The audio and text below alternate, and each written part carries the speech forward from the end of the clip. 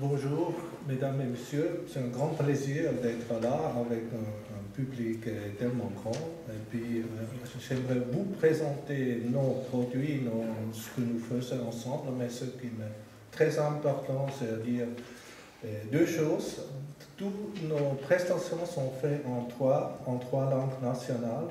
Il y a quelques documents aussi en romanche, et puis on produit aussi des documents en anglais.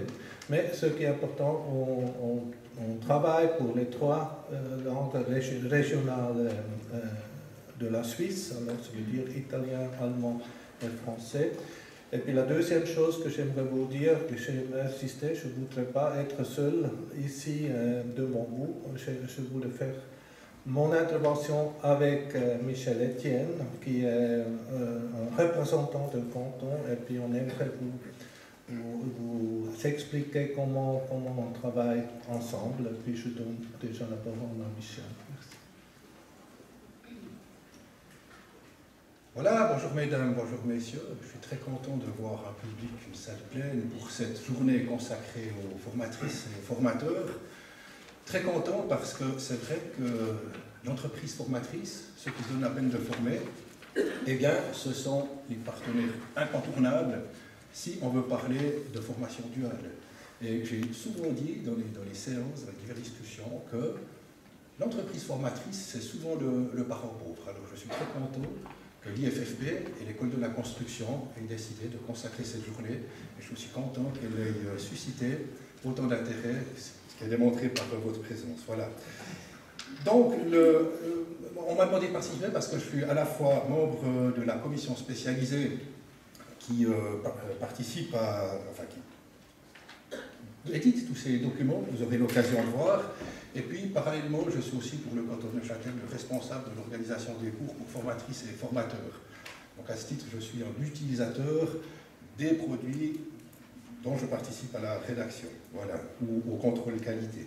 Donc, le Centre de service pour la formation professionnelle et l'orientation professionnelle et universitaire de carrière, c'est la réunion de plusieurs acteurs de la formation professionnelle.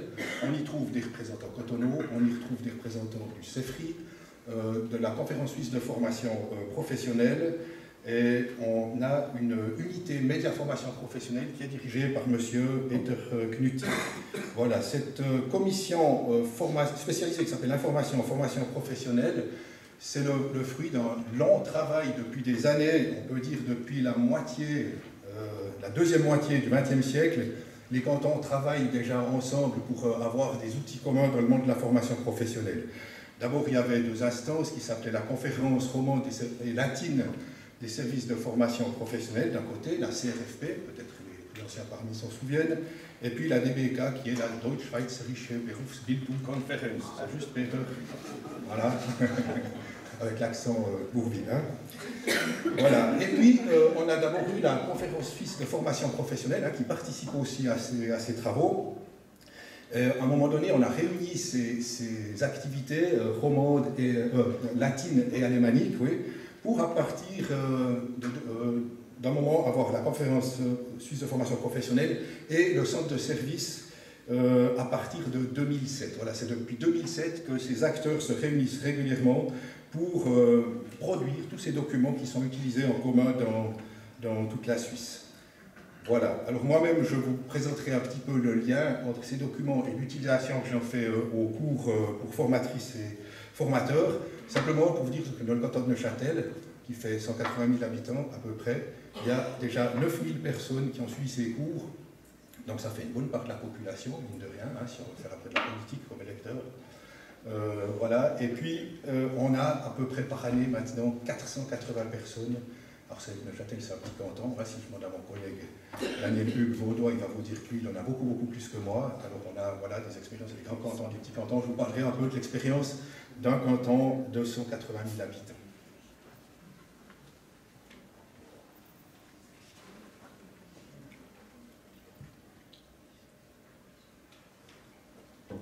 Alors, j'aimerais vous parler un peu de nos principes, de nos systèmes qu'on offre en canton. Ça veut dire nous sommes là pour les services de la formation professionnelle des cantons. Ça, c'est nos nos clients premiers, et puis comme Michel a dit, on développe les produits ensemble, ça veut dire on décide qu'est-ce qu'on va faire, on les produit, c'est la qualité, le contrôle de qualité qui est effectué par cette commission, et puis après la mise en œuvre, c'est dans les services de la formation professionnelle.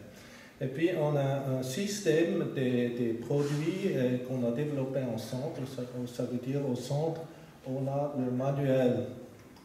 Le manuel pour la formation en entreprise, c'est ce classeur bleu que peut-être pas mal d'entre vous vont connaître. Et puis, fait partie de ce classeur, c'est le lexique de la formation professionnelle.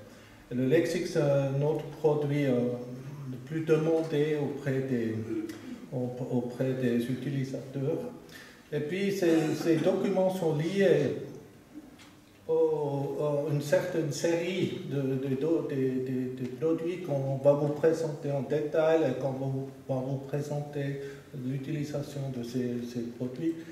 Alors il y a les aides-mémoires qui complètent les contenus du manuel et du lexique. Il y a la documentation, formation professionnelle que je vais vous montrer aussi, c'est le système de présentation des thèmes.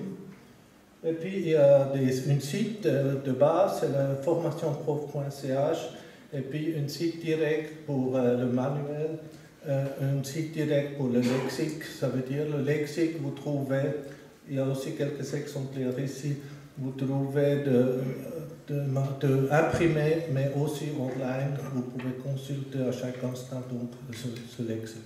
Ce qui est important, que notre production est liée et tous les éléments se complètent et sont abgestimmt, sont concertés d'une certaine manière. C'est important pour nous que les gens se sont conscients de cette offre, que cette offre ne se limite pas seulement aux classeurs. Alors, je commence avec le lexique de la formation professionnelle. Comme Michel a dit, la DBK, c'est une ancienne organisation, et puis c'est une organisation des services de la formation professionnelle, surtout des directeurs. Et puis, il y a 30 ans, ils ont décidé de développer ensemble des moyens pour se faciliter les tâches dans le travail quotidien. Et puis ils ont développé, ils ont écrit ensemble, alors ce sont quelques chefs de service qui ont écrit le premier lexique de la formation professionnelle. Et puis si vous connaissez, si vous regardez ce lexique, ce n'est pas très philosophique, c'est très pragmatique. Ça veut dire, l'idée de base était de se faciliter des tâches, de s'épargner des téléphones, ça veut dire que les entreprises formatrices peuvent consulter le lexique au lieu de contacter le service de la formation professionnelle. C'est un peu l'idée de base du lexique qui règne toujours. Alors c'est un outil très pragmatique, peut-être un peu moins philosophique. Et comme je dis, ce lexique est sous forme d'un livre de poche, mais aussi sous forme online que vous pouvez consulter à chaque instant. Maintenant, Michel va vous expliquer comment on utilise ce lexique dans la pratique.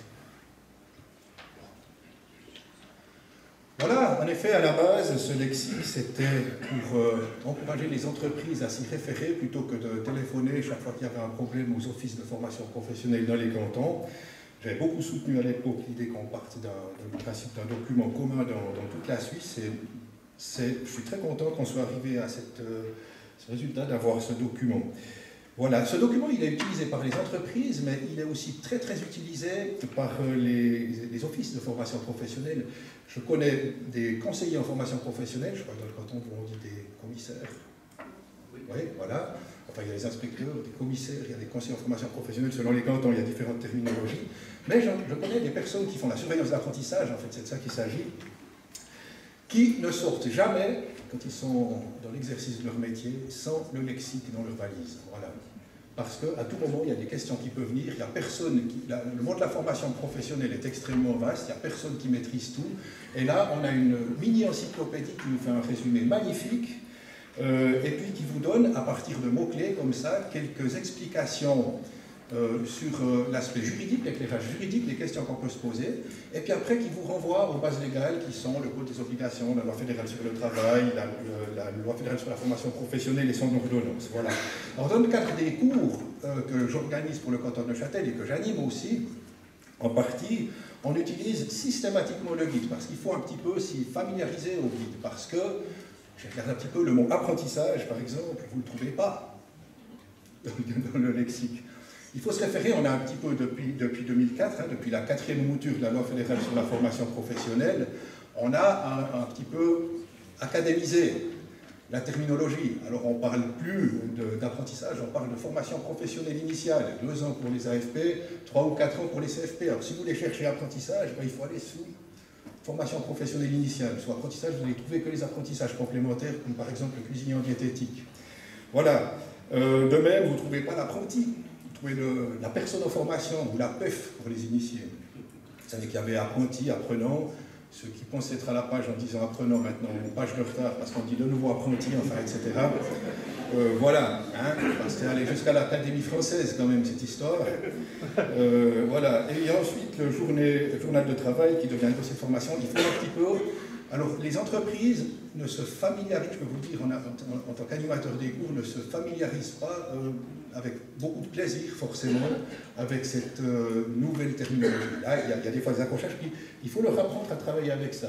Ce n'est pas seulement le monde de la formation professionnelle dans la terminologie transversale, c'est aussi les noms des métiers. Hein. On dit par exemple plus un vendeur en alimentation générale, on dit un gestionnaire du commerce de détail en produits nutritifs et stimulants. Voilà, on ne dit plus un décorateur étalagiste, on va dire un polydesigner 3D CFC, etc. Je passe. Voilà, même que des fois, il y a certaines personnes, notamment dans les cantons, qui ont un peu lutté contre cette terminologie, en particulier sur la dénomination des professions. Alors, il faut apprendre à utiliser ce lexique.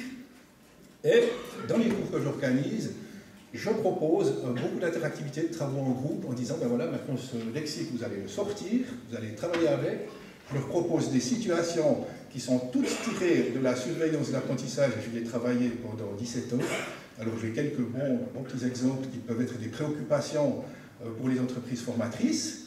Et puis, je leur demande de résoudre des questions, d'apporter l'éclairage juridique, et comment dire, de rapporter après en groupe voilà, ce qu'ils auront trouvé comme réponse, comme éclairage juridique. Et puis là, on fait un système de points, puis celui qui a moins de points doit payer l'apéro à la fin du cours. Alors ça les stimule, vous voyez. Voilà. On n'a qu'une demi-heure.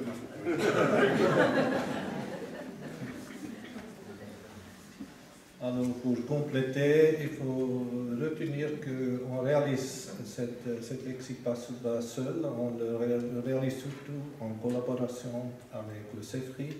Et le lexique consiste aussi la référence pour la terminologie officielle de la formation professionnelle.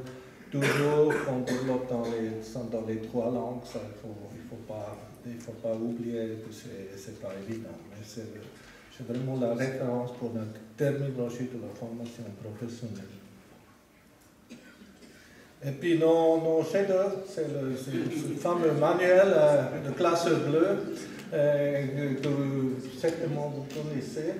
Alors, on est très fiers parce que c'est imprimé, pas encore vendu, mais c'est imprimé, c'est 350 000 exemplaires. Ça veut dire, avec le lexique qui fait partie du classeur, et puis on peut aussi commander le lexique seul, ça veut dire on a vers 400 000 lexiques qui circulent dans les entreprises, dans les écoles professionnelles. C'est pas pour ce qui me rend fier, c'est pas qu'on vend beaucoup, c'est pas le but principal, mais notre but principal est que c'est utilisé dans les entreprises formatrices pour la formation, comme base, comme instrument de base pour la formation.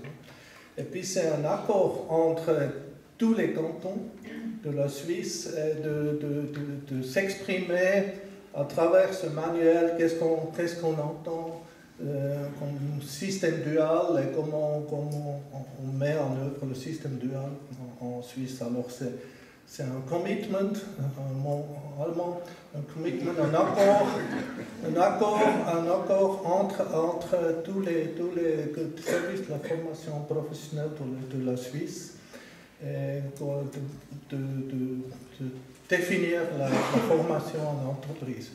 Ce manuel était aussi développé au début en allemand par ces chefs de service de la formation professionnelle en allemand. Et puis il y a, je ne sais pas, peut-être 25-30 ans, c'est les trois cantons bilingues, alors Valais, Berne et Fribourg, qui ont désiré le même instrument en français. Alors on a déjà comme DBK, comme Deutsch-Schweizerisch, on a produit ce manuel en français. Et puis avec la fondation de CSFO, Isabelle, c'est très bien comment tu définis mon institution, c'est très compliqué, alors reste en CSFO. Avec la fondation de CSFO, on a aussi traduit ce manuel en italien et maintenant on produit tous les produits dans les droits de langue. Alors ce qui est important aussi, qu'on ait une institution nationale qui, ça veut dire, nos produits, ça compte pour toute la Suisse.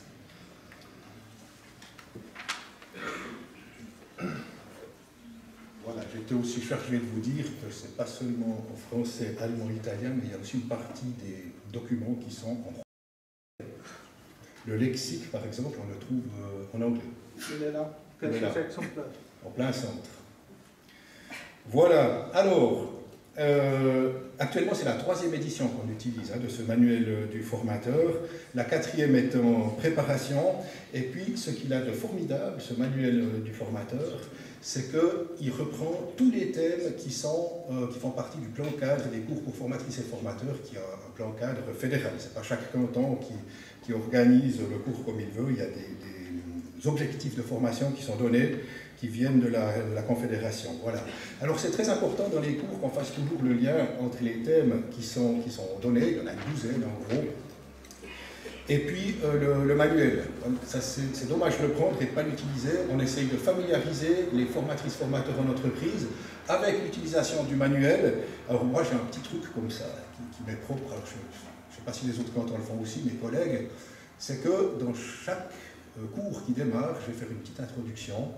Dans l'introduction, je nomme dans les 24 participants environ une personne qui est chargée de surveiller l'animatrice ou l'animateur pour qu'il y ait le lien qui se fasse entre le manuel et le thème de la journée. Alors ça marche assez bien, et puis ça serait dommage de se priver de ce lien entre un thème, par exemple le choix de l'apprenti, choix et engagement d'un apprenti, parce que dans ce manuel, sur la rubrique A2, c'est ça, le choix de l'apprenti, vous allez trouver toutes sortes de documents et puis d'éclairages qui vous permettent de choisir, de sélectionner un apprenti de manière optimale.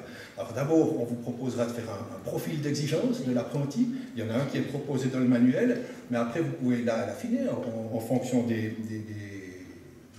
caractéristiques professionnelles, méthodologiques, sociales et personnelles de l'apprenti que vous voulez engager. Est-ce que c'est quelqu'un qui vous voulez ponctuel? Est-ce que c'est quelqu'un qui présente bien? Est-ce que c'est quelqu'un qui, si c'est un bûcheron, qui va être d'accord pour travailler au chaud et au froid?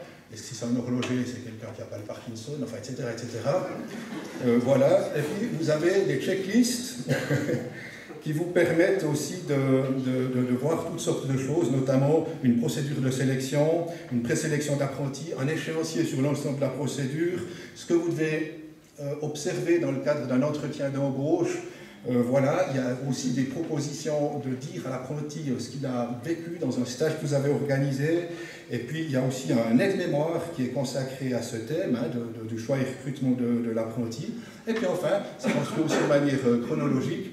Vous avez le contrat d'apprentissage qui est aussi proposé, le contrat d'apprentissage qui est le même dans toute la Suisse, dans tous les cantons suisses, et puis aussi, même pour Liechtenstein, c'est juste. Ouais. Voilà pour le manuel et l'utilisation qu'on en fait dans le cadre des cours.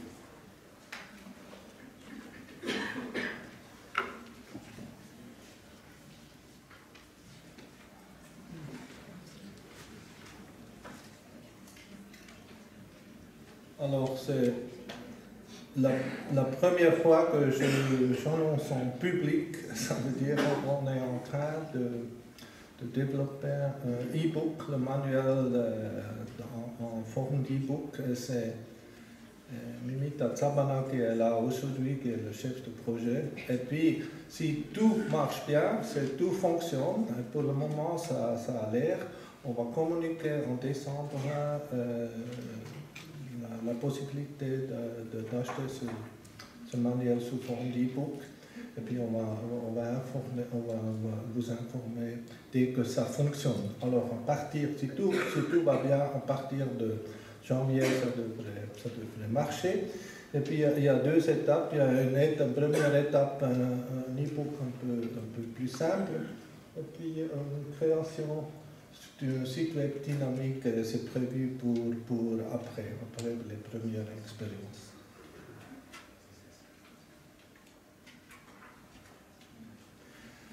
Documentation de la formation professionnelle, ça c'est le projet que moi j'étais engagé pour le faire il y a à peu près 10 ans. Ça veut dire qu'il y avait le besoin d'informer sur la formation professionnelle. Et puis je vous conseille vivement de consulter cette page parce que vous allez gagner beaucoup de temps à consulter ce site parce que ça offre environ 200 transparents que vous pouvez intégrer dans vos exposés, dans vos informations. Et puis, on vous donne, ça veut dire Michel vous donne un exemple de comment se présente cette documentation.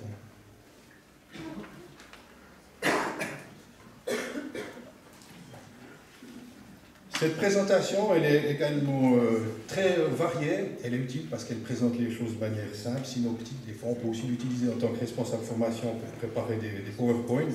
Ça va de l'historique de la formation professionnelle avec des développements des lois fédérales, comment est-ce que ça s'est passé. Ça présente de manière synoptique comment ça s'est passé avec les 4 lois, quand est-ce qu'on est intervenu au niveau de la Constitution fédérale en 1908, quand on a décidé que c'est la Confédération qui légiférerait dans le monde de la formation professionnelle, au départ seulement dans les métiers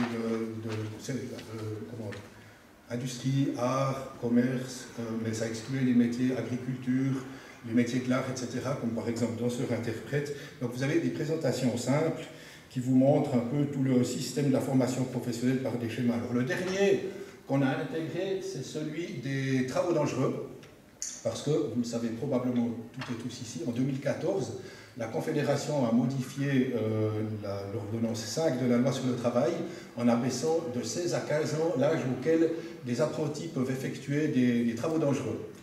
Alors, ça veut dire qu'il y a 160, sur les 230 métiers qui existent, il y en a 160 qui sont concernés par des travaux dangereux. Alors, on ne peut pas simplement, comme ça, commencer à donner des travaux dangereux aux jeunes gens. Il faut que les organisations du monde du travail qui ont rédigé les prescriptions de formation rédigent également des mesures d'accompagnement par rapport à ces travaux dangereux. Si on a des jeunes gens qui effectuent des travaux dangereux, on devra faire attention à toutes sortes de points au moment où commencent les travaux dangereux. Alors, dans le cadre des cours, évidemment, on doit aussi parler de ces nouveautés, hein, et puis également, on va les ajouter au manuel et on les ajoute aussi en ligne. C'est-à-dire, par rapport aux travaux dangereux, les organisations du monde du travail, à partir de...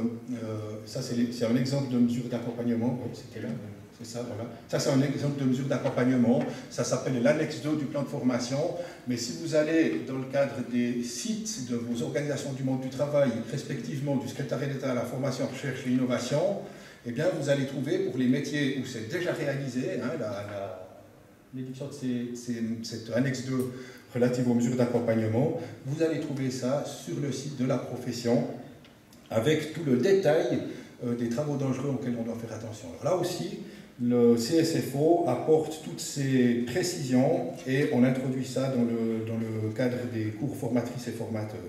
Voilà. Et puis après, du côté des cantons, les cantons, à partir du moment où une mesure d'accompagnement est édictée, c'est-à-dire qu'elle a été validée par le SECO et le CEFRI, eh bien, les cantons ont 2 ans pour voir si tout est en ordre par ce qu'on appelle des autodéclarations. Les entreprises concernées devront attester qu'elles respectent ces mesures d'accompagnement. Voilà, ça c'est la règle qui est proposée dans toute la Suisse. Alors, il y a des séances d'information qui sont aussi faites. Il y a des visites dans les entreprises en collaboration avec les offices cantonaux de l'inspection du travail. Il y a toute une procédure qui se met en route par rapport à ceci. Et puis, dans le manuel et en ligne, on va aussi trouver des renseignements et un aide-mémoire sur ce thème qui va être très important pour beaucoup d'entreprises formatrices. Alors, on est déjà un peu en retard apparemment. On se dépêche. Et puis je fais les 2 prochains éléments ensemble et puis tu décides ce que tu vas dire. Ça veut dire d'abord le contrat d'apprentissage. Alors quand j'ai fait un peu liste, quand on a fermé et clos la DBK, j'ai fait un peu l'histoire et puis j'ai vu c'était fondé en années 20, des chefs de service comme j'ai dit. Et puis dans les premiers procès-verbaux, ils ont parlé de contrat d'apprentissage national, ou pour la Suisse alémanique peut-être à l'époque. Alors c'était le désir de faire ce contrat d'apprentissage commun. Et puis c'était réalisé, et moi j'ai pu participer en 2005 environ, parce que dans le 4e loi fédérale, c'est inscrit qu'on dispense un contrat national, et puis c'était pas du tout évident de mettre tous les cantons ensemble. Donc c'est une grande réussite, mais on va vous parler encore plus de ce contrat d'apprentissage national. Et un autre élément, ce sont les aides-mémoires, ça veut dire. Et la philosophie du manuel qu'on a décidé, il y avait de l'ancien manuel pour les maîtres d'apprentissage, comme ça s'appelait, il y avait une critique sur certains thèmes psychologiques, ou c'était une grande discussion, et puis on a décidé de développer de manière d'une formation qui se passe bien, qui se passe dans l'ordre. Et puis on a dit on va introduire tous les thèmes problématiques ou les perturbations de la formation. On va compléter avec des aides-mémoires, ça veut dire des thèmes comme harcèlement sexuel, mobbing ou violence, mais aussi maladie et tous les problèmes qui peuvent intervenir. On offre au public avec les aides-mémoires. On a encore 2 minutes. Hein, Une minute. 1 minute. 1 minute 40. 1 minute 40. C'est précis ça. Voilà, alors oui, effectivement, c'est plus les maîtres d'apprentissage. J'ai oublié de vous dire, si vous cherchez maître d'apprentissage dans le lexique, il faut aller chercher sous le formateur ou le prestataire à la formation initiale pratique ou le prestataire à la pratique professionnelle. Voilà. Alors les prestataires à la pratique professionnelle peuvent aller chercher les aides-mémoires, n'est-ce pas? Et ça, je me réjouis aussi qu'il y ait ces documents parce que, comme je vous l'ai dit tout à l'heure, quand on est dans le monde de la formation professionnelle, on ne peut pas tout maîtriser. Ces aides-mémoires, il y en a 25 sur des thèmes les plus divers qu'on puisse trouver dans le monde de formation professionnelle. On peut en ajouter. Le dernier qu'on a ajouté, c'est celui qui parle de la majorité des apprentis. On croit, c'est tout simple, la majorité, mais en fait, ça change beaucoup de choses par rapport aux parents, par rapport à l'entreprise formatrice. L'entreprise formatrice ne parle aux parents que si l'apprenti est d'accord. Voilà. Donc, je vous recommande aussi d'aller voir ces aides-mémoires qui sont dans le manuel, mais qui sont aussi disponibles en ligne sur le site www.formationprof.ch.